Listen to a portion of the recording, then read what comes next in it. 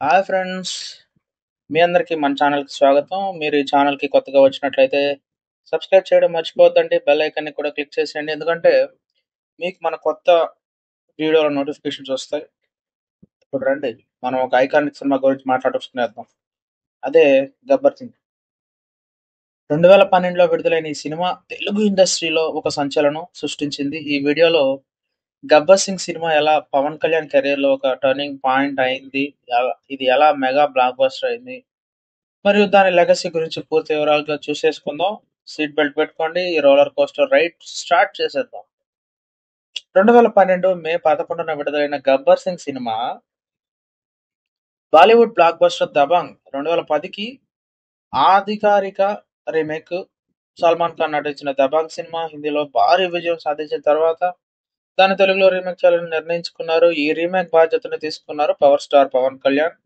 అయితే ఈ సినిమా కేవలం ఒక రీమేక్ తో ఆగిపోలేదు. ఇది తెలుగు సినిమా రసికుల హృదయాలను గెలుచుకుని ఒక కల్ట్ క్లాసిక్ గా మారింది.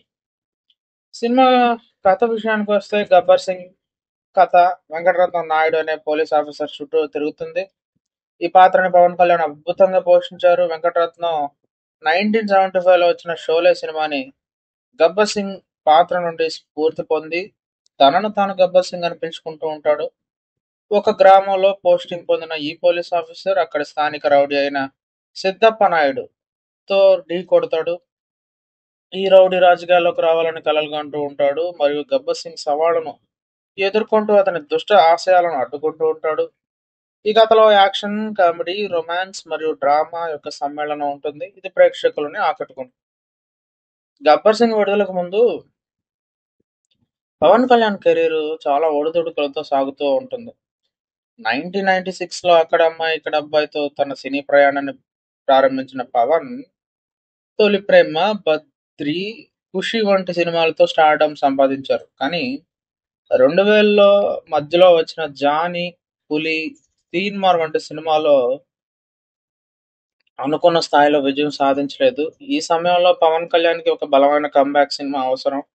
అది 'గబ్బర్ సింగ్' రూపంలో వచ్చింది. ఈ సినిమా పవన్ కళ్యాణ్‌ని మల్టీ స్టార్డమ్ శిఖరం పైకి చేర్చింది. మళ్ళీ ఆయన ఫ్యాన్స్ ఈ సినిమాని ఒక పండుగలా జరుపుకున్నారు.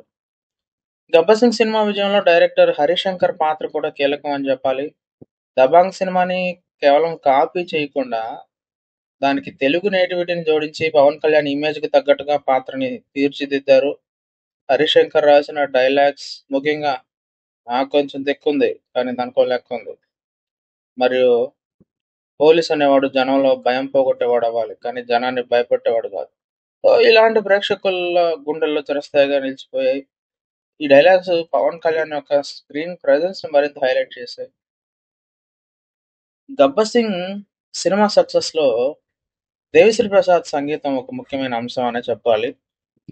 'కేవు కేక', 'పిల్ల', 'అనుభవలేని జీవితం', 'దిల్సే దిల్సే' వంటి పాటలు చార్ట్ బస్టర్స్ గా అయ్యాయి. ముఖ్యంగా 'కేవు కేక' పాట జానపద సాహిత్యం నుంచి స్ఫూర్తి పొందింది. ప్రేక్షకులని థియేటర్స్ లో డాన్స్ చేయించింది. ఈ సినిమా సౌండ్ ట్రాక్ విడుదలైన కొన్ని రోజుల్లోనే భారీ హిట్ అయింది. దేవిశ్రీ ప్రసాద్ మ్యూజిక్ చేసిన ఒక ఎనర్జెటిక్ వైబ్ ని జోడించింది. ఇది యూత్ ఎంతగానో ఆకర్షించింది. ఇక 'గబ్బర్ సింగ్' సినిమా బడ్జెట్ విషయానికి వస్తే 30 కోట్ల రూపాయలతో తెరకెక్కింది. కానీ ఇది ప్రపంచవ్యాప్తంగా సుమారు 140 కోట్ల రూపాయల కలెక్షన్ సాధించింది. ఇది 2012లో అత్యంత వసూళ్లు సాధించిన తెలుగు సినిమాగా నిలిచింది. అమెరికాలో కూడా ఈ సినిమా $1 మిలియన్ కలెక్షన్ సాధించింది. ఓవర్సీస్ మార్కెట్‌లో కూడా సత్తా చాటింది.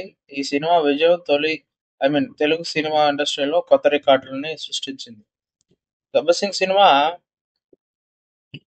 పవన్ కళ్యాణ్‌ని పవర్ స్టార్‌గా మరోసారి స్థిరపరిచింది. ఆయన స్క్రీన్ ప్రెజెన్స్ గాని, కామెడీ టైమింగ్ గాని, యాక్షన్ సీక్వెన్సెస్ గాని, మరియు డాన్స్ మూమెంట్స్ ప్రేక్షకులను ఆకట్టుకున్నాయి.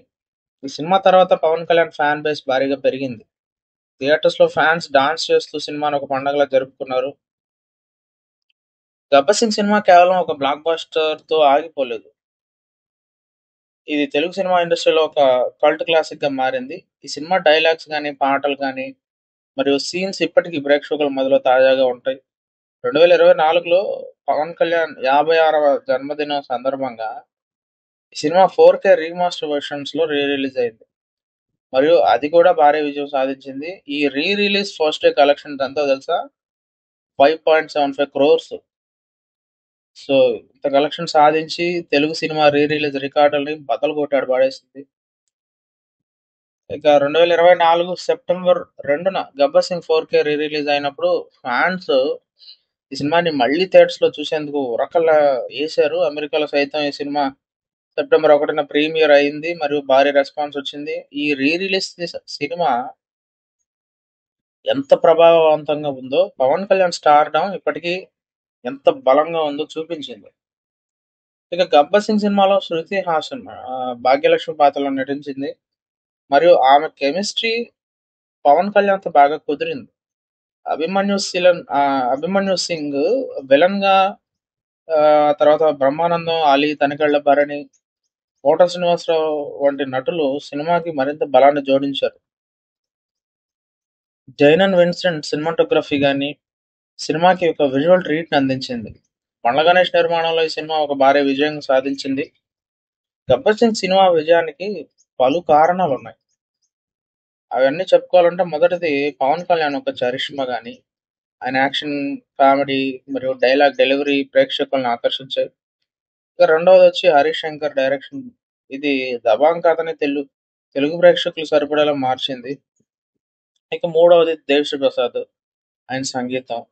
ఇది సినిమాకి ఒక ఎనర్జిటిక్ ఫీల్‌ని జోడించింది. చివరగా చెప్పుకోవాలంటే సినిమాలోని డైలాగ్స్ కానీ, కామెడీ సీన్స్ కానీ, ముఖ్యంగా అంతాక్షరి సీన్ అయితే ఇంక అసలు మామూలుగా ఉండదు. సో, ప్రేక్షకుల్ని కడుపుబ్బ నవ్వించాయి ఇవన్నీ. ఇక 'గబ్బర్ సింగ్' సినిమా కేవలం ఒక సినిమా అయితే కాదని చెప్పాలి.